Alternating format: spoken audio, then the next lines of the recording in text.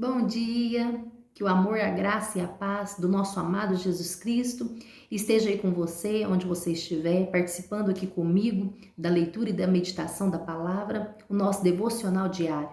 Gosto de frisar que é o momento mais importante do nosso dia, que é aqui, diante da leitura e da meditação da palavra do Senhor, que nós alimentamos assim a nossa vida espiritual, trazendo uma edificação na nossa fé e uma plena comunhão com o Senhor. Nós finalizamos, na sexta-feira, o capítulo 10 do Evangelho de Mateus, aonde o Senhor estava ali trazendo aos seus discípulos umas ricas instruções de como eles deveriam se portar e cumprir o convite que foi feito a eles de seguir Jesus e viver aqui um ministério de evangelizar, de pregar as boas novas,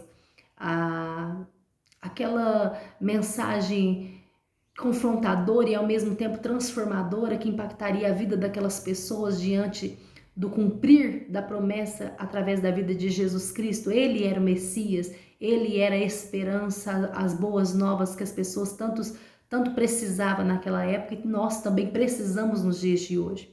E aqui no capítulo 11, ele vai finalizar aquelas instruções e vai seguir o seu propósito aqui na terra, que é visitando as cidades, pregando, ensinando, operando sinais e maravilhas, transformando aquelas vidas, o que não é diferente para mim e para você. Através da palavra dele, nós estamos aqui ao lado de Jesus e ele se revelando a nós e assim transformando, gerando frutos de transformação dentro do nosso lar, dentro da nossa própria vida e cumprindo em nós o propósito que ele desde o princípio tem sobre as nossas vidas.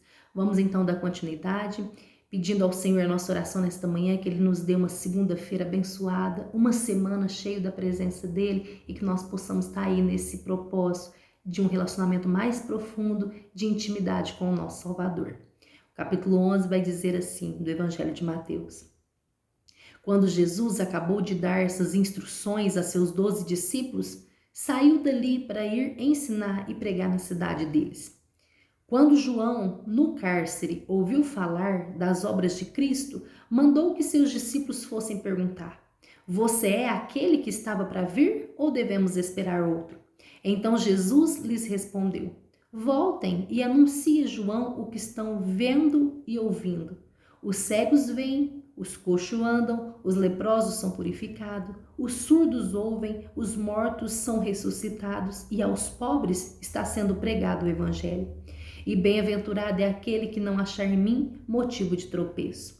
Quando os discípulos de João foram embora, Jesus começou a dizer ao povo a respeito de João: O que vocês foram ver no deserto? Um caniço agitado pelo vento? O que vocês foram ver? Um homem vestido de roupas finas? Os que vestem roupas finas moram nos palácios reais. Sim, o que foram ver? Um profeta? Sim, eu lhes digo, e muito mais do que um profeta. Este é aquele de quem está escrito: Eis que eu envio adiante de vocês o meu mensageiro, que preparará o caminho diante de vocês. Em verdade lhes digo, entre nascidos de mulher não apareceu ninguém maior do que João Batista, mas o menor no reino dos céus é maior do que ele. Desde os dias de João Batista até agora, o reino dos céus sofre violência e os que usam de força se apoderam dele, porque todos os profetas e a lei profetizam até João. E se vocês o que querem reconhecer, ele é mesmo Elias, o que estava para vir. Quem tem ouvidos para ouvir, ouça. Mas a quem compararei essa geração? É semelhante a meninos que sentados na praça gritam aos companheiros: Nós tocamos flauta, mas vocês não dançaram. Entoamos lamentações, mas vocês não prantearam. Pois veio João, que não comia nem bebia, e as pessoas dizem: Este tem demônio. Veio o Filho do Homem, comendo e bebendo, e as pessoas dizem: Eis aí um glutão e bebedor de vinho, amigo de publicanos e pecadores. Mas a sabedoria é justificada por suas obras. Até aqui o versículo 19, eu já quero fazer uma reflexão com vocês. Nesse episódio aqui, está relatando uma situação em que João Batista, que foi aquele que batizou Jesus sobre as águas, que vai dizer que ele não é digno, nem de desatar a sandália dos pés de Jesus, que ele batizava com água, a mensagem dele era dura, firme, com um tema arrependei-vos, né? Já é chegado o reino do Senhor, se você não se arrepender, não tem salvação.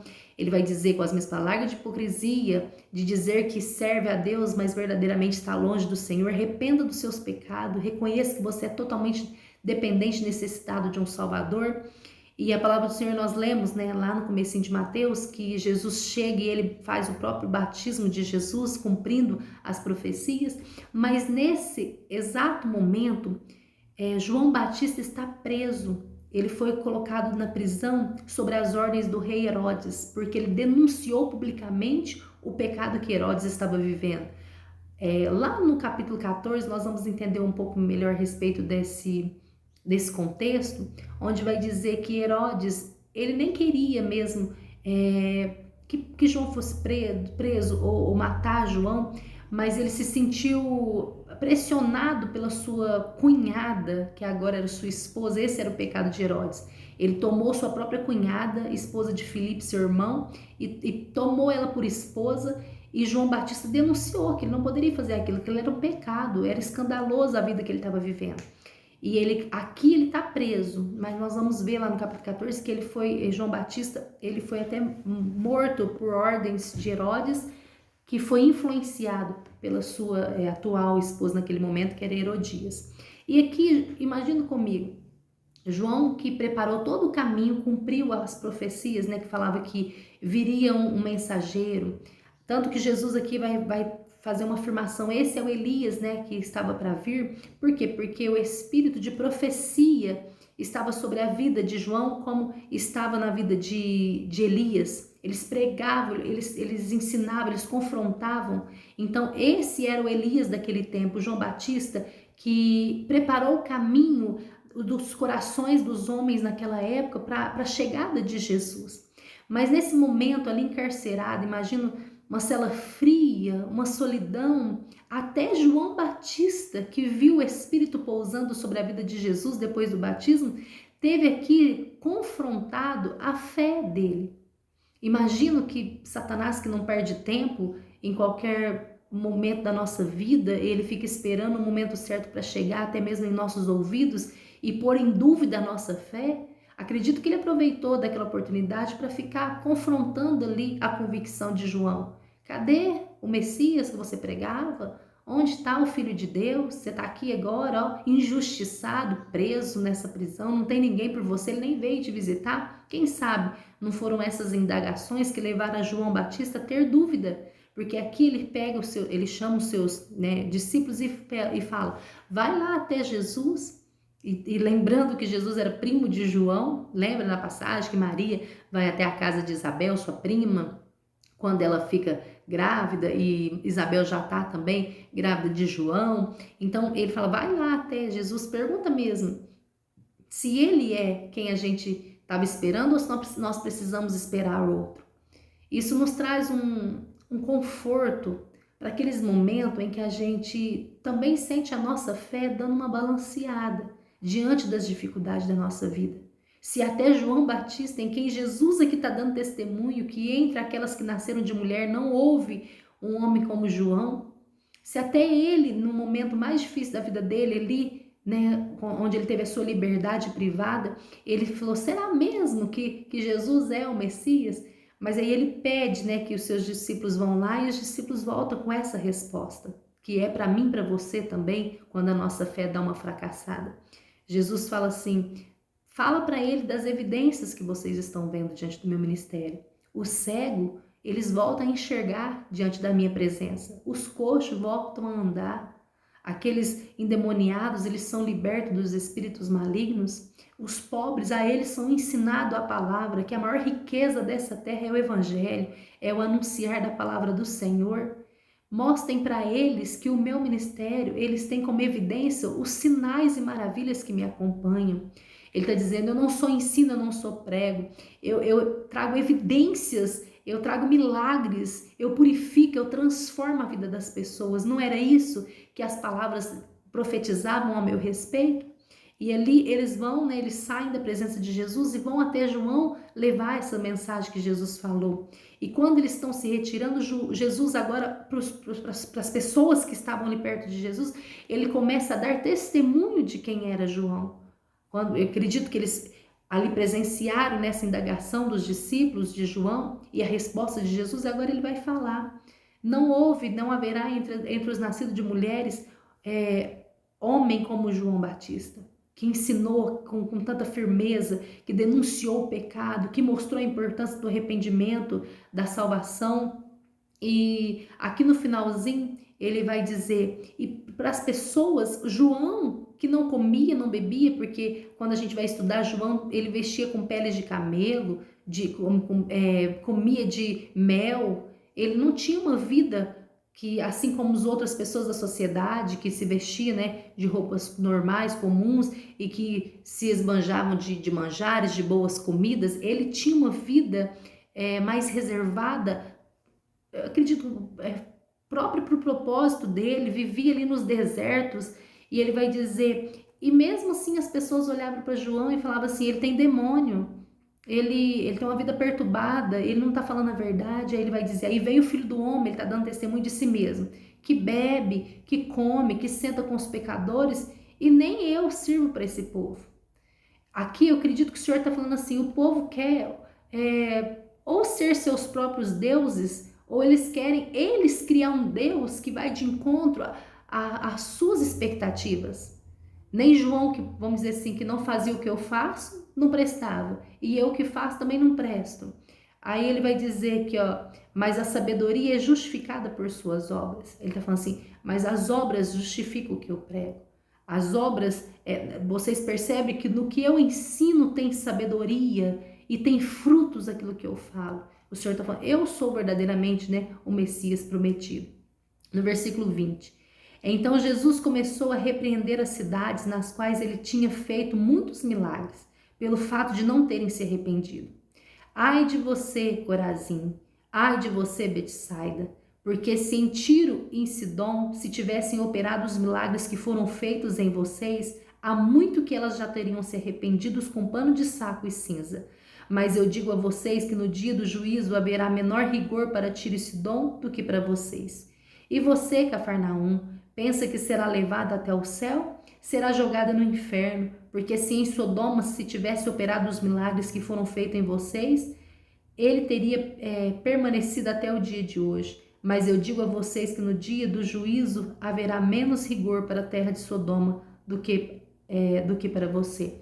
Aqui o Senhor está falando, ele está citando o nome das cidades onde ele já havia passado e pregado e ensinado e operado milagres.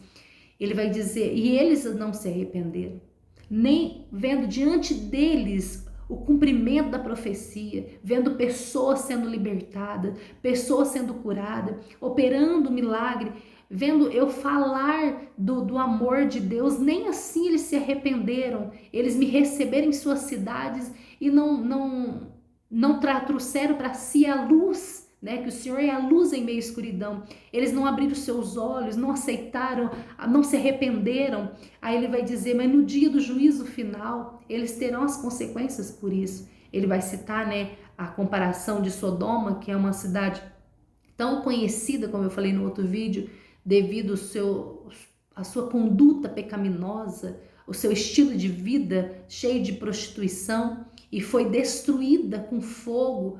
Aí ele vai dizer que ele vai dar até essa comparação, que se eu tivesse entrado naquela cidade, operado os milagres que eu fiz nessas cidades que eu estou citando, ela teria permanecido até hoje, ela não teria sido destruída, o povo teria se arrependido, se vestido de saco de cinza, quer dizer assim, teriam se colocado em rendição e teriam se arrependido, confessado os seus pecados e não teria sido destruída, mas vocês tiveram esse privilégio, não aproveitaram disso. Então ele vai dizer, no juízo final haverá consequência para essas pessoas que ouvem minha palavra e não se arrependem. Não é isso que nós estamos fazendo aqui no dia de hoje? Ouvindo a palavra do Senhor, vendo nas escrituras os relatos dos milagres que Jesus fazia. A Bíblia traz nesse momento como um livro histórico para nós. Isso se você pesquisar, se você quem já teve o privilégio de ir lá em Jerusalém, pesquisar a respeito da vida de Jesus, esses milagres são evidências reais que seguiu mesmo o ministério de Jesus. Essas pessoas viveram essa obra redentora, esses sinais maravilhas ali através da vida de Jesus. Que isso traga para nós um despertar nessa manhã de segunda-feira. O Senhor é o mesmo ontem, hoje e eternamente. Ele é um Deus que opera milagres e maravilhas, tanto no passado como nos dias de hoje, sobre as nossas vidas. Ele tem poder para transformar os nossos lares, para mudar a nossa história, para mudar a nossa conduta, o nosso caráter na nossa vida. Ele é o mesmo. Aqui no versículo 25 vai dizer: por aquele tempo Jesus exclamou: graças te dou, ó Pai, Senhor do céu e da terra, porque escondeste essas coisas dos sábios e instruídos e as revelaste aos pequeninos. Sim, ó Pai, porque assim foi do teu agrado. Tudo me foi entregue por meu Pai. Ninguém conhece o Filho a não ser o Pai, e ninguém conhece o Pai a não ser o Filho e aquele a quem o Filho quiser revelar. Olha que privilégio que nós temos aqui nesta manhã. O Senhor escondeu dos sábios, dos instruídos, e Ele revela aos pequeninos, assim como eu e você. Não tem estudo nessa terra que possa ser comprado por dinheiro, que consiga revelar a grandeza e a soberania de Deus, se não for algo revelado através do Espírito Santo. E aqui de graça nós temos acesso ao manifestar da presença dEle. Ele está se revelando a mim e você através dessa palavra, através desse vídeo. Ele está falando: eu sou, eu fiz, eu faço, eu posso. Nós somos os pequeninos que estamos sendo alcançados pela graça, pelo poder e a revelação de Deus aqui nesta manhã. Aí ele vai finalizar esse capítulo, uma passagem tão conhecida que fala: venham a mim todos que estão cansados e sobrecarregados, e ele faz uma promessa: e eu os aliviarei. Tomem sobre vós o meu jugo e aprendam de mim, porque eu sou manso e humilde de coração, e vocês acharão descanso para a sua alma, porque o meu jugo é suave e o meu fardo é leve. Como é conhecida essa passagem? Aquela promessa feita àqueles que estão cansados, sobrecarregados, com uma vida fadigada, já não sabe mais o que fazer, e o Senhor traz essa promessa. O que Ele pede para que a gente tenha o alívio? Ele fala: venham a mim, vinde a mim, eu sou o que vocês precisam. Mas Ele pede que a gente tome essa decisão: venham vocês até mim. Aí Ele vai dizer: aqueles que estão cansados, sobrecarregados, com crises de ansiedade, com depressão, com a vida destruída, com o lar fracassado, com a família praticamente à beira da destruição, venham a mim. E Ele fala: e eu os aliviarei. Para aqueles que chegam até Deus através de uma oração, de um choro, um pedido de socorro, é instantâneo o alívio que Ele traz. Já experimentou fazer uma oração no momento que você parece que até a nossa carne sente aquele calor daquela opressão, daquela situação, daquela perseguição? Instantaneamente, depois de uma oração, a gente sente aliviado. Mas não é só isso que o Senhor quer fazer com a nossa vida. Ele fala: tomem sobre vocês o meu jugo. Quando se fala de jugo aqui, se refere a uma comparação a um pedaço de madeira que antigamente era usado para ligar dois bois junto naquele pedaço de madeira, para que eles tivessem o mesmo propósito, para que as forças dele, pudessem puxar uma carroça, também conhecido como canga. Era aquela ferramenta que ligava. Ele está falando assim: tomem sobre vocês o meu jugo. Sabe o que o Senhor está falando aqui? Ele está te fazendo um convite. Liguem a mim em sua vida, coloque sobre vocês o meu jugo. Me permita direcionar vocês, guiar vocês, estar lado a lado com vocês. O Senhor que está nos oferecendo uma comunhão, uma vida de intimidade com Ele, diariamente. Me deixa estar ali do seu lado, te conduzindo, me deixa ajudar você aí a puxar essa vida, a levar essa vida. Me permita oferecer a vocês a minha força, a minha instrução, a minha sabedoria, o meu direcionamento. O Senhor está falando de comunhão, de uma vida de relacionamento. Aí ele fala, aí andando com o Senhor diariamente, estando lado a lado com Deus, aí nós vamos aprender dele. Ele está falando, vinde a mim e aprendam de mim.